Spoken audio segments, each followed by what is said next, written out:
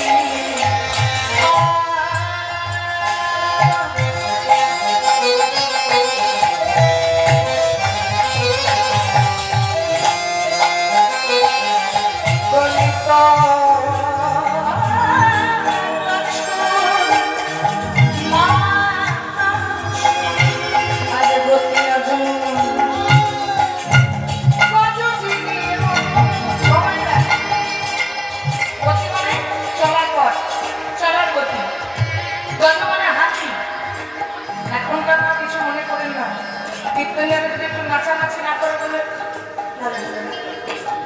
কিন্তু রাধারানীকে নাচানাচি করে যেত। সূর্য পূজায় আমরা যেমন নাচি এটা নিজেদের আনন্দের জন্য, কিন্তু রাধারানী কিন্তু নেচে নেচে যায়নি। বজ্রজনী মন্দ হাতি যেমন চরণ ফেলেছে, হাতি যেমন চরণ ফেলে একটা ফেলার পর অনেক ঠিক সেরকম রাধারানী ধীরে ধীরে যেমন যেতেন, আজকে মহাপ্রভু তেমন ওই রাধারানী ভাব অঙ্গীকার করে আজ গতি আছো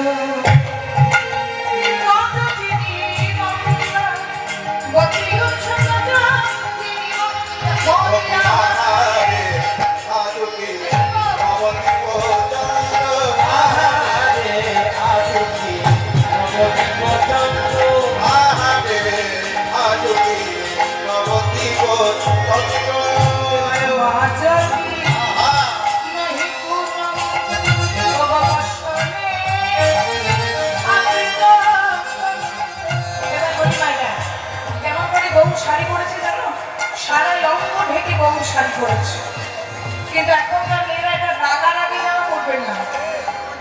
এখনকার মেয়েরা কিন্তু সব অঙ্গ খোলা রেখে শাড়ি পরে। কিন্তু বলি মা, আমি তো একটা নারী, আমি তো একটা মেয়ে। এবার বলি মা, এটা কিন্তু বাস্তব কথা। যেজন বনেদি ঘরের মেয়ে হয়, যেজন আসে, যেজন বনেদি ঘরের বউ হয়, তারা কোনোদিন খোলামেলা শাড়ি পরে না, খোলামেলা বাজে পোশাক পরে না, দেখতে পাবেন না। যারা বনেদি ঘরের বউ, বনেদি ঘরের মেয়ে, তাদের কিন্তু চলা, তাদের গলা, তাদের গহনা, তাদের সাজ, তাদের পোশাক দেখলেই বুঝবেন এ কিন্তু রাজার ঘরের মেয়ে, রাজার ঘরের মেয়ে। আর উঠতে যারা একটু টাকা পয়সার মুখ দেখে, তাদের ড্রেসগুলো একটু বেশি ছোট হয়ে যায়, মনে করে পোশাকগুলো যত ছোট হবে তত যেন হবে ধনী ব্যক্তি।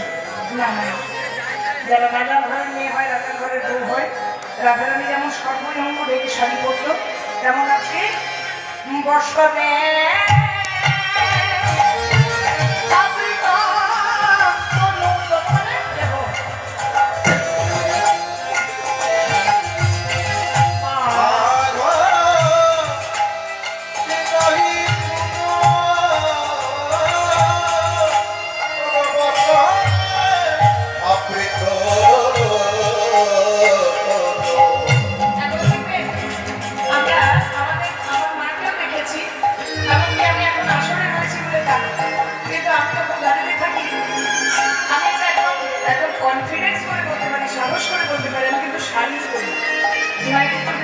আমাদের বাড়ি থেকে পছন্দ করে না।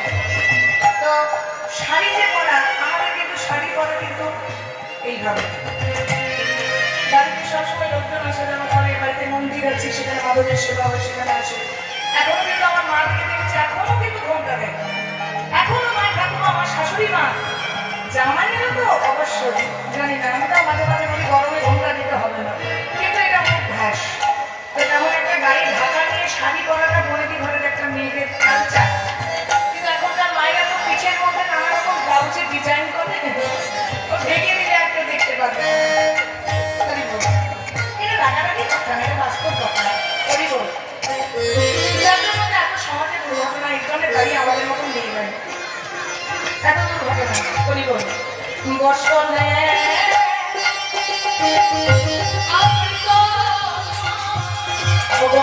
কহিন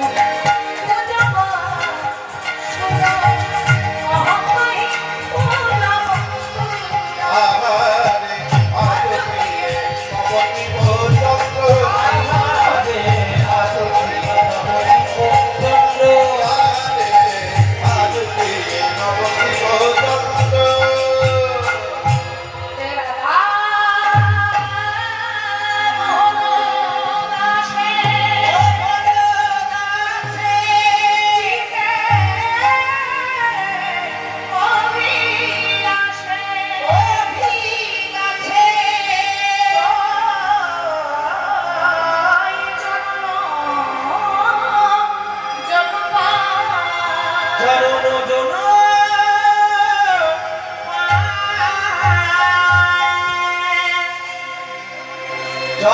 জন